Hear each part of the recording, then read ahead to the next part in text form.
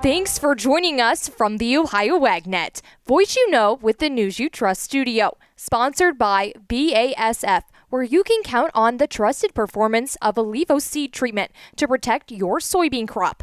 I'm Allison Kinney. Now let's take a look at what's making agricultural news. A proposed merger worth up to $85 billion between the Union Pacific and the Norfolk Southern Railways lost the support of two unions that represent over 50% of the affected workers. The AP said the employees are concerned the merger will eliminate a large number of jobs and lead to significant safety concerns. Significant disruptions because of the merger would also raise shipping rates and consumer prices. The deal would create the first transcontinental railroad in U.S. history, and the Brotherhood of Locomotive Engineers and Trainmen and the Brotherhood of Maintenance of Way Employees Division are among the deal's most prominent critics. They aren't alone, joining a coalition including the American Chemistry Council, a number of agricultural groups, and the competing railroad BNSF in raising concerns that the merger will hurt competition. The Surface Transportation Board will take input to determine whether the arrangement is in the public interest. Also making headlines. The Agricultural Department's plan to reallocate thousands of staff members and consolidate dozens of offices has received overwhelmingly negative feedback.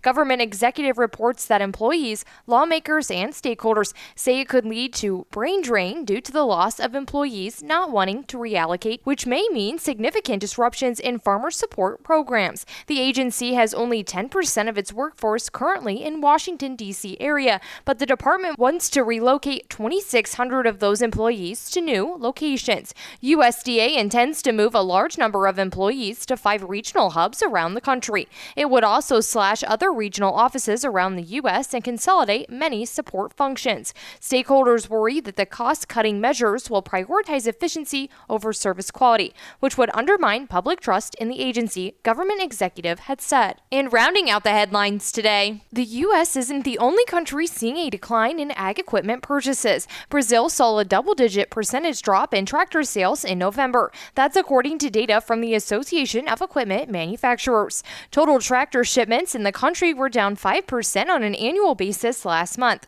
Sales of higher horsepower and low horsepower tractors were down 15% year over year in November, which followed another 10% decline in October. High horsepower tractor sales in Brazil plunged 28% in November and are down 15% year to date. According to a report from Trucis Securities, Deere said it expects flat year-over-year tractor and combine sales in South America. AGCO said it expects modest growth in South America in 2026. And CNH said industry volumes will be flat. Demand remains uncertain due in part to the U.S.-China trade agreement, high interest rates, and strong crop yields, Troost added. Now to Ty Higgins on more about algal blooms. The 2025 algal bloom on Lake Erie was mild, coming in at a 2.4 on the severity index.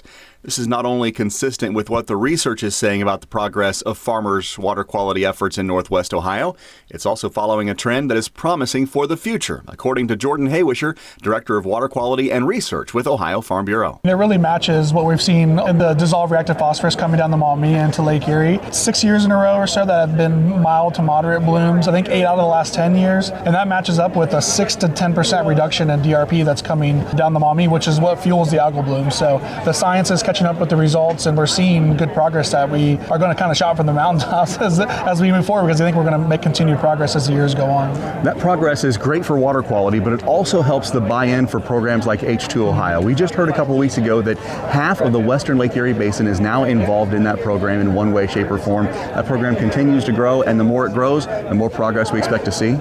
Yeah, I mean, I think when we can show farmers, 4 seasons into H2 Ohio that their efforts are working, they're not making money off H2 Ohio. It's offsetting costs. A lot of times it still costs them money, and they are getting paid after they prove that practice has been done. So they put a lot of effort out there to put those practices on the ground and to show, hey, after the last 5, 6, 7 years, we're seeing significant progress. It just keeps that energy moving, and that ball's going to keep rolling. You can watch our entire conversation online at ohioagnet.com. I'm Ty Higgins reporting. Thanks, Ty. And now your markets after this.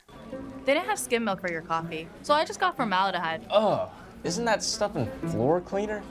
Pizza's here. Would you like cheese on that? Or how about a Crowley? Oh no, that's a bug spray. Hi there, would you like to sample our new scent? Diethylene glycol.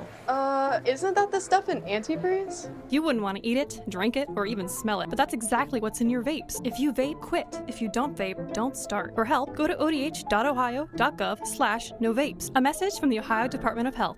This market report is brought to you by Seed Consultants, simply better performance. Learn more online at seedconsultants.com. March corn closing in today up 4 at 444.5. May corn is up 4.5 at 452.25. January soybeans are down 6 at 1052.25. March soybeans are down 6 3/4 at 1062. July wheat is up 2 at 529 3/4. September wheat is up 2.5 at 543 3/4. December live cattle are down 187 at 228.42, and February lean hogs are up 112 at 84.12. Thanks for joining us. You're listening to the Ohio AgNet.